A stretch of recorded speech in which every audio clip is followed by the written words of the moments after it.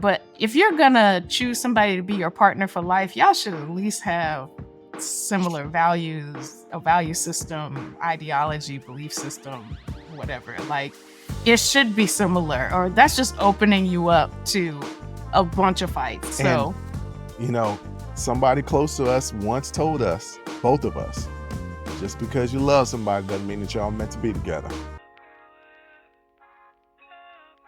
This is an Unsolicited Perspectives YouTube exclusive.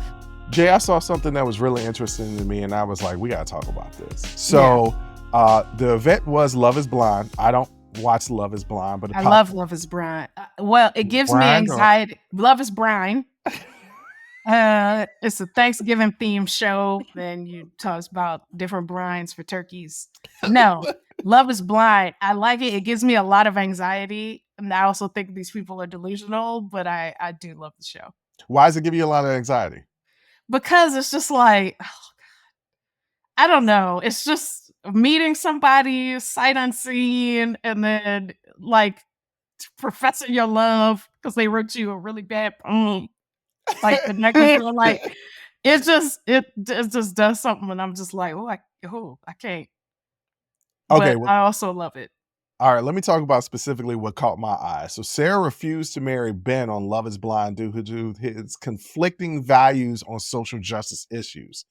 Fundamental disagreements over the LGBTQ rights and Black Lives Matter made Sarah question compatibility.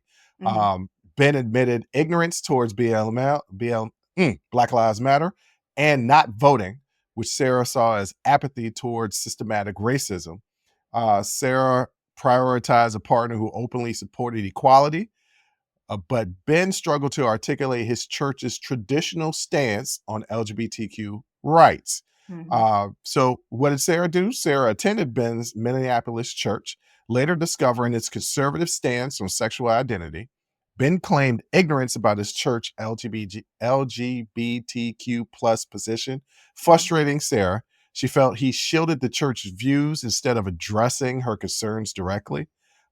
She basically felt like their values just weren't in line. And she sought a partner intellectually curious and passionate about basic human rights, including the LGBTQ plus equality and racial justice. And she really didn't like Ben's passivity about these issues. And so she decided that she was not going to marry him. And when I was watching the clip, she was like, I love you. And he was like, I love you too. She was just like, I can't really rock with where you stand on certain things. Yeah. And so I was like, this is interesting. I want to talk about it because I don't think a lot of people talk about it. I know a woman who dated a guy for a complete year and didn't realize that he was a Trump supporter. And I said, I don't even know how that's possible. Yeah. And I feel like a lot of times on these data sites, people now put their political or social ideologies like right on the front page. They're like, don't message me if you voted for Trump, or don't message me if you don't believe love is love, things like that. She definitely dodged a bullet. Like, here's the thing. Yeah, people can believe whatever they want to believe, but if you're gonna choose somebody to be your partner for life, y'all should at least have similar values, a value system, ideology, belief system, whatever. Like, it should be similar, or that's just opening you up to a bunch of fights. And then think about, if you decide to have children, what are you going to teach them? He's going to want them to go to his church. You don't want them going there. So it's, how are you going to address that? You should have some, I'm not saying you have to be exactly the same as your partner, but you should definitely have a similar perspective on life. And he definitely had a stance on all of these topics. He wasn't willing to disclose them on television, so that tells you something. Yeah, so I watched a lot of the scenes when they were having these type of conversations. I didn't watch the show. I just watched scenes. So I can only go from what's being reported and the scenes the clips that I saw. But it was clear. Okay, so let's put it out there. Sarah and Ben are both white. Yeah. Okay, so I think that's important. And I can completely see Ben just not paying attention to the Black Lives Matter movement or the LGBTQ plus rights because he doesn't have to. Right. That's the literal definition of white privilege, is being apathetic to things that don't really affect you. Yeah. Yeah. So I can see that. But when it's brought to your attention, and I could also see him going to church and they're having very conservative stances and him being in la la land. Because I'm going to church, so it doesn't really, I'm going to, like, a lot of people go to church and don't pay attention. They Yeah. go to church to say that they go to church. I Yeah. know a person has a Bible in their house, goes to church every Sunday, gives money to the nuns, swear up and down they're going straight to heaven. And I'm like, well, what do you do for people? Well, I give money to the nuns. The nuns have already given their life to the Lord. Yeah. What do you do for people? Right. The Lord, the nuns know what they signed up for. You Yes. giving money to the nuns and giving them toilet paper and stuff like that. That's great. That's great. That's wonderful. But there's a community of underprivileged people. Yeah. And I know God and Jesus and the nuns would be like, don't give us this, give it to them. Because Yeah. that's true Christianity. Yeah. Not trying to buy your way in Yes. by going to church, not paying attention, because obviously you ain't paying attention, by Yeah. having the Bible in your house, thinking that you read scripture, but not understanding what the scripture is, and thinking that you're a Christian. But that also, in and of itself, is a stance, right? Yeah. Of like, I don't have to care about these issues, so I don't. And I don't really pay attention in my church, even though, maybe they express some harmful views. I don't pay attention because you don't have to. And that in itself is a stance. Well, okay, I agree and disagree. It is a stance, but also we need to leave room for ignorance, because I always use myself as an example.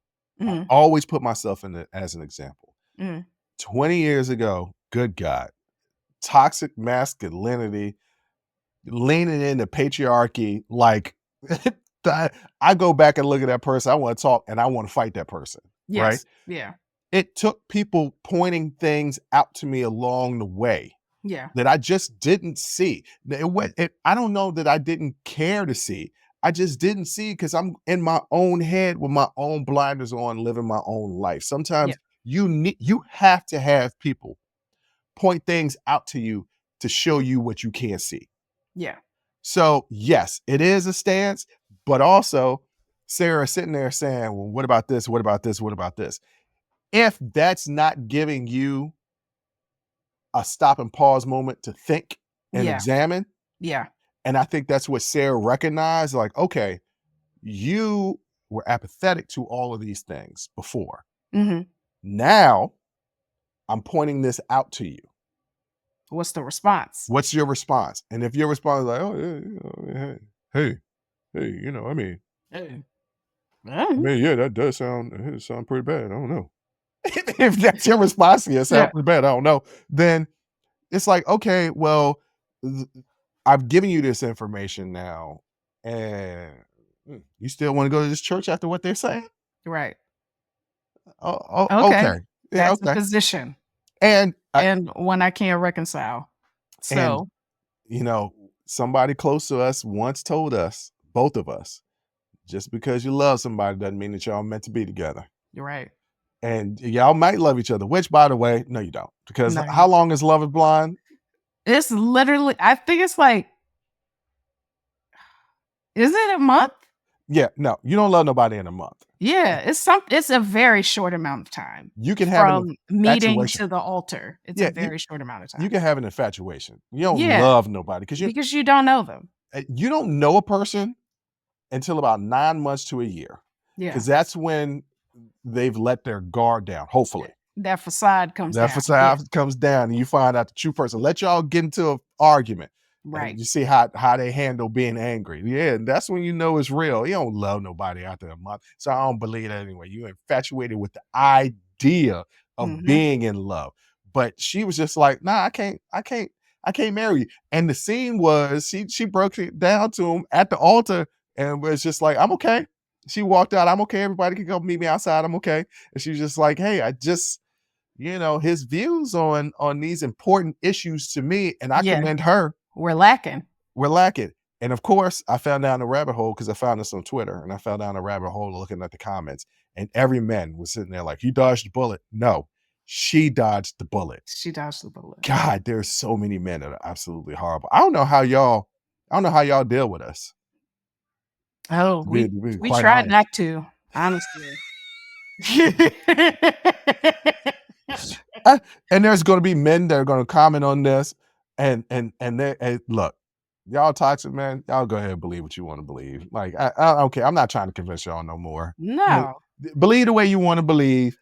I don't care. You can. I don't care what you believe. And you can leave a comment on the video. And look, you watch it up until this point, and you've been angry watching this entire time, and you want to leave a comment to try and come at me to make me think I'm going to change my opinion. You're not No. going to change my opinion, No. because I know this is going to sound very condescending, but I'm going to say it anyway. In this debate, I know I'm on the right side, and I know that I don't need to listen to your ignorance. Yeah. But in this debate, I think yeah. my thought is more superior than yours. Yeah. That's just the way I feel. And so I feel like you're dumb, and I don't really need to listen to you. So Yeah. so all those men that are commenting that he dodged the bullet, no, she did. Yeah, she did. She did. I'm not saying he can't believe what he want to believe, but find a woman that's in your lane. She wasn't it. That wasn't it. And that's She okay for wasn't it. her to be He like, saw a beautiful blonde woman and mhm. he thought, this is gonna be my ideal girl. Yeah, what you didn't know is that baby girl cares about social justice. And you know what? There's a lot of that's the difference between men and women.